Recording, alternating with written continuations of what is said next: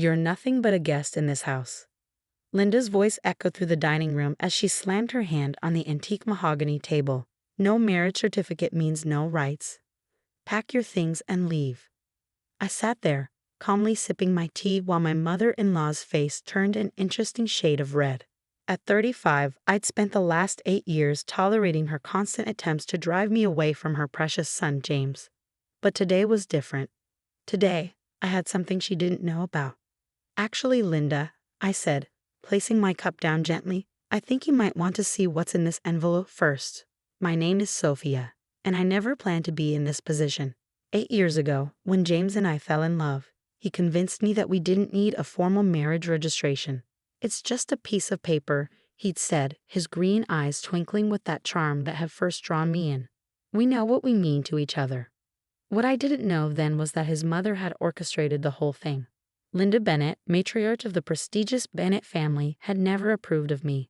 In her eyes, I was just a music teacher who'd somehow ensnared her surgeon's son. No pedigree, no family connections, no trust fund. I wasn't what she'd envisioned for her only child. The envelope sat heavy in my hands as I watched Linda's expression shift from rage to curiosity. 8 years of careful planning had led to this moment. 8 years of collecting evidence, of quiet investigation, of playing the perfect daughter-in-law while Linda schemed behind my back. What's this nonsense? Linda snapped, but her hand trembled slightly as she reached for the envelope. Another one of your pathetic attempts to claim what isn't yours. James sat silently at the end of the table, his face pale. He knew what was coming. We'd had our own conversation just last week, when I'd shown him the initial results. The DNA test that proved he wasn't Linda's biological son. I still remember the day I discovered the truth. It was during one of Linda's famous garden parties, 3 months ago. I'd gone upstairs to fetch her favorite shawl when I overheard her arguing with someone in her study. The door was slightly ajar, and through it, I saw her talking to an elderly woman I'd never seen before. You promised never to tell them, Linda had hissed. The money I paid you was supposed to ensure your silence. The woman, who I later learned was Martha Collins, a former nurse, had replied shakily, but he deserves to know the truth about the switch, about his real mother. That conversation set me on a path of investigation that uncovered a 35-year-old secret.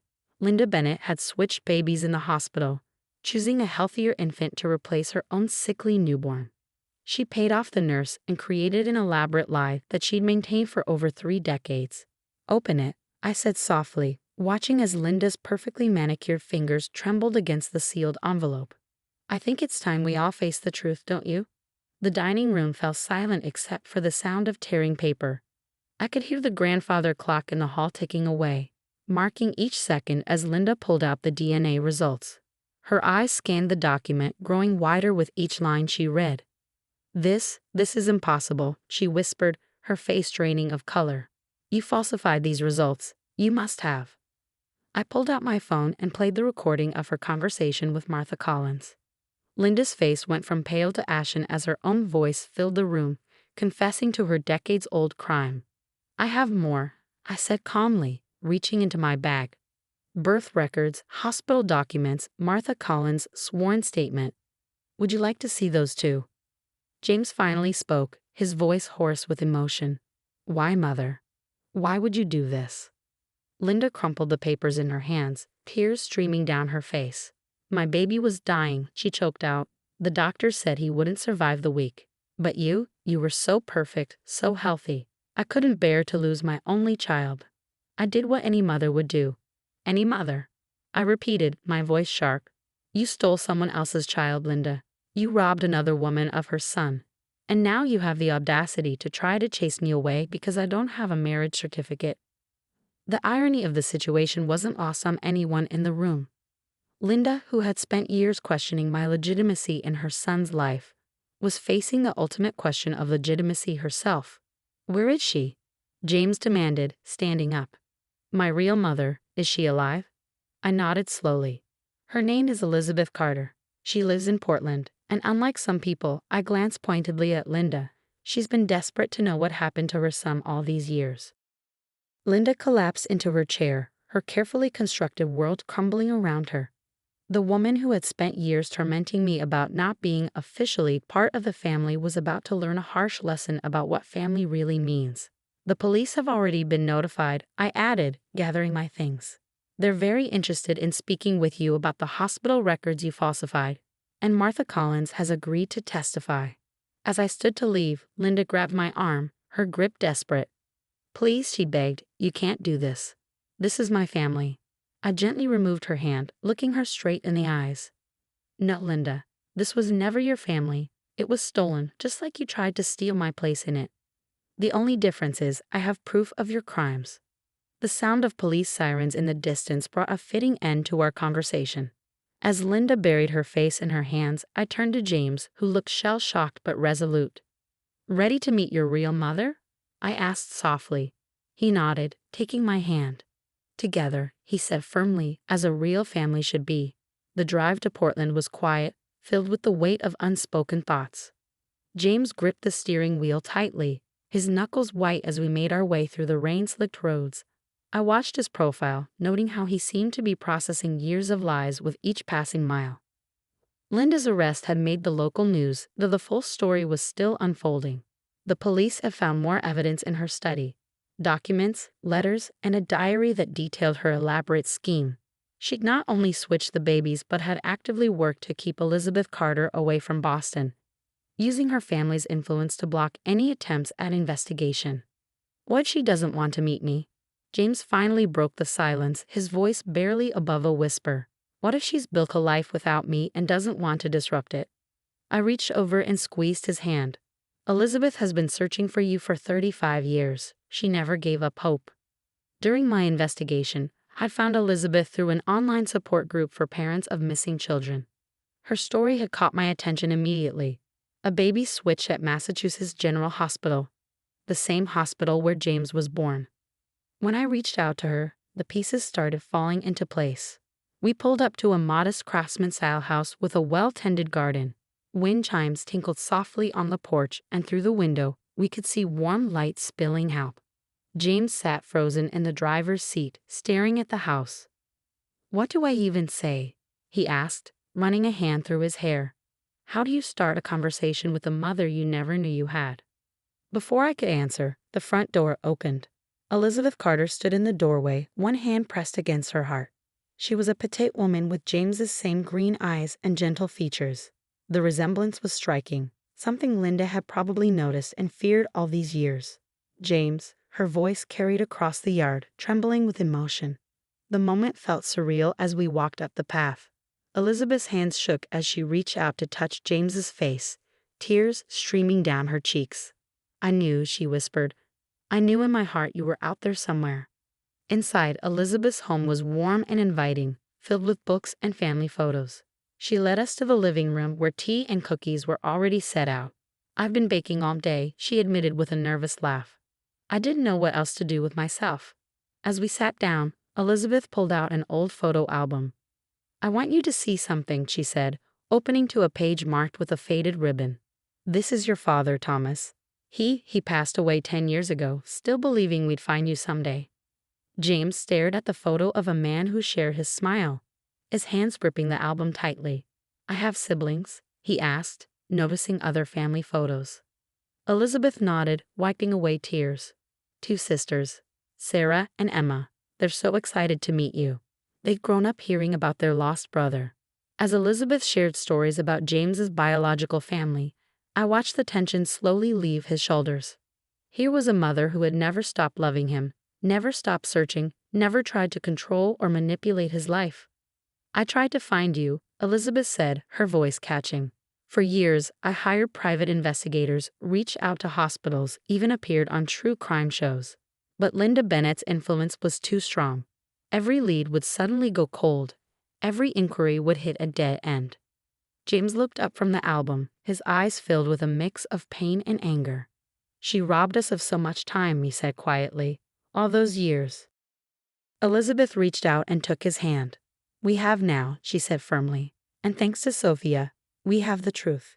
When she contacted me, showed me the evidence she gathered, it was like all my prayers had finally been answered. The conversation flowed naturally after that, Years of lost time trying to compress themselves into hours. Elizabeth showed James more family photos, told him about his sisters, his extended family, the grandfather who had left him a trust fund that Linda had somehow managed to hide. "There's something else you should know," Elizabeth said, getting up to retrieve a document from her desk. "When Sophia first contacted me, I had my lawyer prepare this. It's the deed to this house, and I've added your name to it." James started to protest, but Elizabeth held up her hand. "This house has been in our family for generations. It should have been your home too. I want you to have a legal claim to your heritage, something that can't be taken away." As she handed him the papers, our phones buzzed simultaneously. It was a news alert. Linda had attempted to flee custody but had been caught at the airport. She'd been trying to board a flight to the Cayman Islands with a fake passport and a substantial amount of cash. "She never learned," I said, shaking my head. "Even now, she's still trying to run from the truth." Elizabeth set down her tea with a steady hand. "What she did, stealing a child, destroying records, using her influence to cover it up. She'll have to face the consequences now." James was quiet for a moment, then looked at his biological mother with determination. "I want to know everything," he said. "Every detail about our family, every story, every tradition. I want to make up for all the time we lost." Elizabeth's face lit up with joy. "Well, then," she said, reaching for another photo album, "let me tell you about the summer your father and I met. It was right here in Portland." As Elizabeth began her story, I watched James lean forward, absorbing every word. The weight of Linda's lies seemed to lift with each passing moment, replaced by the warmth of genuine family love. Outside, the rain had stopped and sunlight was breaking through the clouds, as if nature itself was celebrating this long-awaited reunion. 3 months later, I stood in the doorway of our new Portland home, watching James and Elizabeth work together in the garden. They were planting roses, a Carter family tradition, Elizabeth had explained. Every generation added their own variety to the garden. The criminal case against Linda had moved quickly, with Martha Collins' testimony, the hospital records, and Linda's own detailed diary. The prosecution had an airtight case. She'd been sentenced to 15 years for kidnapping, fraud, and obstruction of justice. The Bennett family fortune, built partially on her lies, was being investigated. James's sisters, Sarah and Emma, have flown in from Seattle and Chicago respectively. The reunion had been tearful but joyous. Looking at them together, the family resemblance was undeniable. They shared the same laugh, the same expressive hands when they talked, even the same way of scrunching their noses when confused. "You know what's funny?" Sarah had said during one of our family dinners. "We used to play this game when we were kids, imagining what our brother would be like. Emma always said he'd be a doctor." While she got that part right, James had laughed, finally comfortable with his place in this new family. The transition hadn't been entirely smooth. James had good days and bad days, moments when the weight of Linda's betrayal would hit him anew. But Elizabeth's unwavering love and acceptance helped heal wounds he hadn't even known he carried. "Sophia," Elizabeth called from the garden, waving me over. "Come help us decide where to plant James' roses." As I joined them, kneeling in the rich soil, I couldn't help but smile at how natural this felt. Elizabeth had embraced me as warmly as she had James, treating me like the daughter she'd always wanted. "I was thinking," James said, wiping dirt from his hands, "maybe we should have that wedding ceremony now. A real celebration with our real family." I looked up, surprised. After years of avoiding official registration, this suggestion meant more than just paperwork. It was James' way of fully embracing his true identity, his real family, and our future together. Elizabeth beamed, already planning in her head. "We could have it right here in the garden. Your grandfather got married here too, you know. It's another Carter tradition." The mention of traditions reminded me of something. I went inside and returned with a small box I'd been saving for the right moment. "Speaking of family traditions," I said, opening the box to reveal an antique locket. "Elizabeth gave me this last week. It has pictures of your grandparents on their wedding day. She thought you might want to have it." James took the locket carefully, his eyes moistening as he opened it to see the faces of the grandparents he'd never known. "They look so happy," he said softly. "They would have adored you," Elizabeth assured him, placing a gentle hand on his shoulder. "Just like they would have loved Sophia for bringing our family back together." That evening, as we sat on the porch watching the sunset, James pulled me close.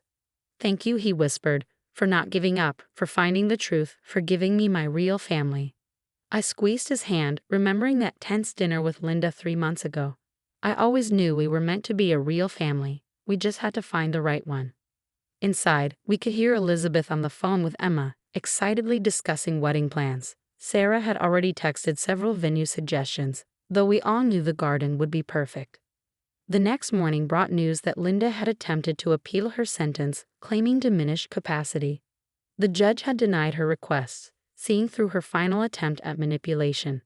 "She'll never change," James said when he heard the news, but his voice held no bitterness anymore.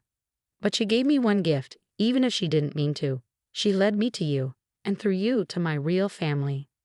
As spring turned to summer, the roses James and Elizabeth planted began to bloom, deep red blossoms that Elizabeth said matched the ones her husband had planted when they first moved in. Life had come full circle in the most unexpected way. Looking back at that dinner where Linda had tried to throw me out, claiming I had no rights without a marriage certificate, I realized she had inadvertently set in motion events that would give James something far more valuable than any legal document: the truth about his identity and a family built on real love rather than lies and manipulation. "You know what's ironic?" I said to James as we watched the sunset from our new porch. "Linda was so focused on keeping me out of the family that she never realized she was the one who didn't belong." James nodded, a peaceful smile on his face. "Sometimes the family you're meant to have finds you, even if it takes 35 years and one very determined wife." As if on cue, Elizabeth called us in for dinner, her voice filled with the warmth that had been missing from Linda's all those years. We went inside together, leaving the shadows of the past behind and stepping into the light of our true family's love.